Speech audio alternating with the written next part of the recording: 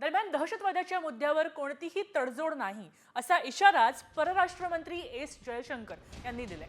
सैन्य कारवाई करण्यावर थांबवण्यावर दोन्ही देश सहमत आहेत अशी माहिती एस जयशंकर यांनी दिली आहे। आपण पाहू शकतोय काल दुपारी झालेल्या निर्णयानंतर जयशंकर यांनी प्रतिक्रिया दिली। ट्रम्प यांचं ट्विट व्हायरल झालं होतं, त्यानंतर जयशंकर यांनी अधिकृत प्रतिक्रिया दिली आहे।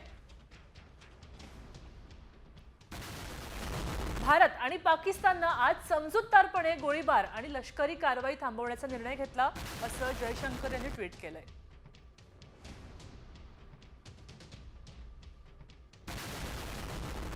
आपण पाहू शकतोय की काल पाकिस्तानची अत्यंत घबराट उडाली। भारतानं पाकिस्तानचा जो धुव्वा उडवला होता, त्यानंतर पाकिस्तानचं फ्युएल संपलं होतं, त्यांचं खनिज संपलं होतं, त्यानंतर पाकिस्ताननं युद्धबंदीची विचारणा केली होती आणि अमेरिकेच्या मध्यस्थीनं त्यांनी भारताला विनवणी केली होती की आता युद्ध थांबवा, आणि भारताने त्या विनवणीचा सन्मान राखून युद्धबंदी मान्य केली होती।